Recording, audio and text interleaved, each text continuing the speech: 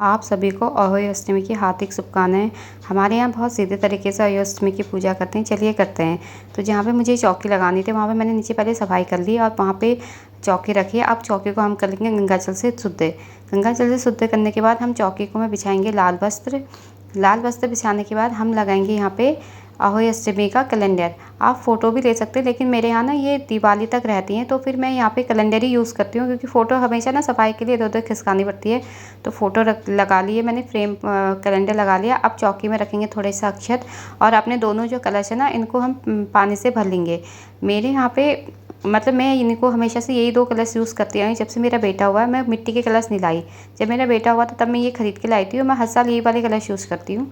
और इनमें मेरे यहाँ दोनों में ही पानी भरा जाता है, लेकिन किसी के यहाँ पे इसमें एक में अनाज भी भरा जाता है, जैसे गेहूँ, बाजरा या कुछ भी, चावल वगैरह कुछ भी आप भर सकते हैं। तो फिर सबसे पहले हम दीप प्रज्वलित करेंगे और दीप की पूजा करेंगे। और दीप को कुमकुम, अक्षत, चंदन और पुष्प आदि सब समर्पित करेंगे, क्योंकि अग्निदेव ना साक्षात देव माने जाते हैं। तो सबसे पहले उन्हीं की ही पूजा के लिए दीप प्रज्वलित किया जाता है। तो दीप प्रज्वलित करने के बाद अब हम करेंगे अहोई अष्टमी की पूजा। अहोई माता को सबसे पहले हम कराएंगे स्नान। तो स्नान कराने के बाद गंगा जल का छींटा दिया था, अब उनको वस्त्र साफ करके फिर मैं वस्त्र स्वरूप कलावा उनको अर्पित करूँगी। फिर अब उनको हम करेंगे कुमकुम, चंदन और अक्षत से उनका टीका।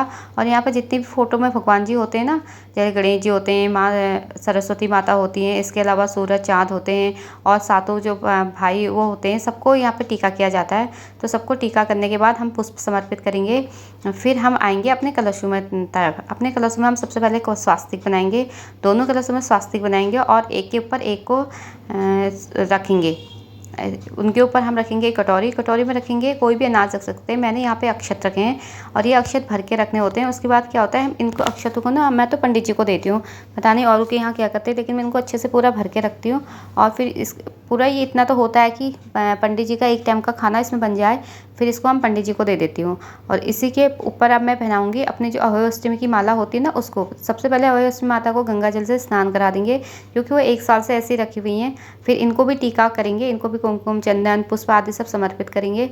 और ये मेरे यहाँ पे स्थापित हो गए हैं। अब हम रखेंगे बयाना, जो हमने अपनी सास को देना होता है, चाहे सूट साड़ी जो भी आपने देना हो, इसमें दक्षिणा ज़रूर रखें। और फिर माता का भोग बनाएं। उसमें गुलगुले ज़रूर बनते हैं और साथ में सिंघाड़े बहुत बनते हैं, लेकिन मेरे पास अभी सिंघाड़े थे नहीं, अभी आए नहीं, मैंने मंगाए थे तो अभी आए नहीं है। और सिंघाड़े अर्पित करें माता को भोग के स्वरूप। और 2 गुलहड़ के फूल या 2 गुलाब के फूल, गुलाब के फूल माता को ज़रूर अर्पित करें, क्योंकि माता को लाल रंग बहुत प्रिय होता है। और जो ये 2 फूल हम अर्पित करते हैं ना, इनको अपने बच्चों को शाम को जब हम पूजा ख़त्म कर लेते हैं, अपने बच्चों का टीका करते हैं, उसके बाद अपने बच्चों को लाल रंग का धागा या कलावा उनके गले में या हाथ में ज़रूर बांधें। उसके बाद उन्हें ये अक्षत के साथ आशीर्वाद के रूप में ज़रूर दें। और अपने बच्चों को कहें वो इसे पूरे साल संभाल के रखें, ताकि अहोई माता का आशीर्वाद उनके साथ पूरा साल उनके साथ बना रहे। ये हम हर साल मैं करती आई हूँ। जिनने मुझे ये बताया था वो ये हर बात मुझे बोलती थी, तो अब मुझे हमेशा, अब तो याद हो गया, काफ़ी टाइम से मैं रखती आई हूँ।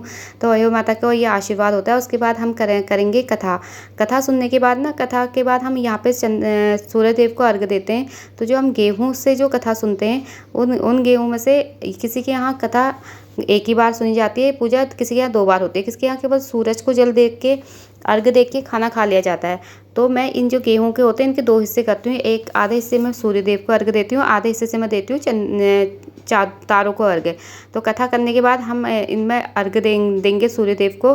तो थोड़े गेहूं के दाने में इस वाले कलश में रख लूँगी और बाकी गेहूं के दाने में अपने प्लेट में या फिर अपने गांठ बांध लेते हैं, अपने पल्लू में इनको गांठ बांध लिया जाता है। और शाम को तारों को अर्घ्य